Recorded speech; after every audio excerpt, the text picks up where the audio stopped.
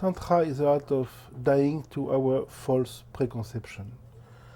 This art could be, in a certain way, deepened by some ritual, with the body work is one. And when your body release the tension to go toward another body, and the fear to be touched by another body, the little fantasy that the West have about Tantra, the so-called sexual thing, can take place, but it is not at all in the way it is thought.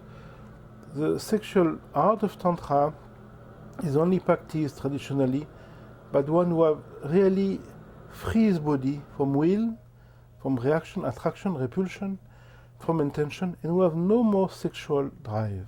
Only then, when your body is empty of any desire, you can feel it, you can melt with another body, and that will bring some very special level of energy. But it comes from emptiness, not from fantasy. It is not to have a better love, and it never comes in a relationship. It's very specific in the Tantra, particularly in the school of my teacher, Abhinavagupta. You never have this kind of intimacy when you live with somebody, when you're in love with somebody. It is purely ritual. It is done in a very special way, and most people interested in sex or Tantra will never come to that. So, but the basic of Tantra, at least Kashmir Tantra, is the heart of letting life unfolding. And the sexual part concerns very few people, because as long as you have sexual drive, as long as you have an interest in sex, you're not fit to enter what the sexual element of Tantra. As long as you have a drive for sex, you're not fit to enter the sexual element of Tantra. Because as long as you have any aggressivity and you want to fight, you're not entitled to really discover from inside martial art. You can only discover the art of fighting when you're totally living in non-violence.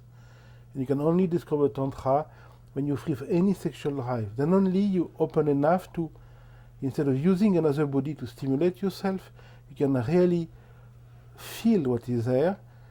And when you touch a body without desire, totally in openness, many other things can unravel.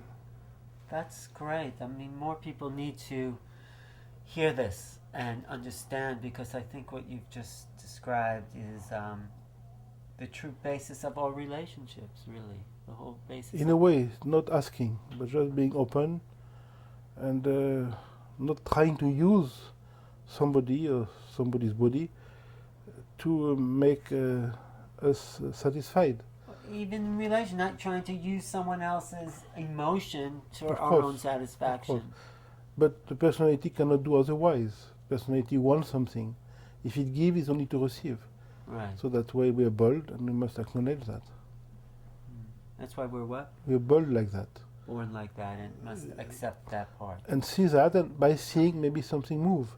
But first we must acknowledge it. When I said I love you, I mean I want something. Right, right. That's true. But thank you, Eric, for being a guest on New Realities. Thank you for... And I hope conversations like this, because I'm just, as you were speaking, especially about Tantra, because I've interviewed many Western Tantric people, I got a deeper understanding of really what it really meant to live in that non-expectated space and have more. I see the manipulation of my mind saying, well, if I live that way, then I'll have more of what I want too. Yes, it doesn't work like that. It's when we don't ask that we receive in all way of life. Thank you. Thank you.